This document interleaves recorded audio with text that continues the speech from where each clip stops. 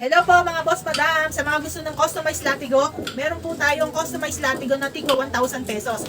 Hindi po to yung ordinaryong latigo ha. Ito po kasi ay may nylon, matigas at makapal, mataba at yung kanyang yantok ay mas mataba kaysa sa mga latigo na naibibenta natin na ordinaryong latigo. Ito po yung kanyang mga nuts ay mas malalaki at mas makakapal din. At ito po talaga naman ay talagang matibay, mahaba at matigas. Ayan po. Ito po yung ating mga ordinaryong latigo na binibenta dyan sa ating shop. Ayan. Kung gusto nyo i-avail to, i-PM nyo po ako. May 2 piraso na lang po. Kasi ito pong isa ay may-ari na po yan. Dadalhin po to sa ibang bansa, sa USA. Sana all.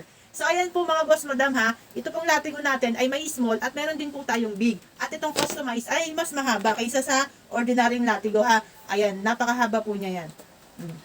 Yan, ako po ay 5'4". Ewan ko po kung ano pong size po ito. Oh. Kasi, yan nalaglag. Ang latigo po natin ay 52 inches long po. Estimated lang to. Ito. Tapos itong small ay 44.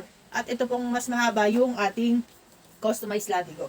Yan, salamat po sa lahat ng mga sumusuporta at umu-order sa amin ni tatay ha. Ayan, maraming salamat po. Pagpalain po tayong lahat. Kung gusto niyo mag-order, dyan lang po sa link. At kung gusto niyo po magpa-customize, hindi na po makakagawa si tatay ng customize. Ito na lang po yung natitira, 2 na lang po. Paunahan na lang po mga boss madam ha. Ayan, ito pong latigo ni tatay, matagal niya na po yung hanap buhay. Kumbaga, ito na lang po yung bumubuhay sa kanya. Ako po yung legit reseller niya ng latigo, taga-benta online. Dahil si tatay hindi marunong sa mga social media. So ito po yung latigo natin, napakadami. Oh. Yung sa mga gusto po mag-order dyan, mga boss madam, may ari ng kabayo. At sa mga gusto lang ng pang souvenir or pang display sa bahay nila or sa kainan nila, pwede po yan, lalong-lalo na po pang self-defense, pwede nyo po yan ilagay sa sasakyan nyo or sa motor nyo, natutupi po yan, nababaluktot. At pag may mga masasamang loob, hagupitin nyo ng latigo. Ayan, hindi, joke lang po. At sa mga barangay, tanod dyan, sa mga kapitan na nanalo, sa Tondo po, kung kilala nyo si Tatay Apple o si Tatay Rudy, siya po yun.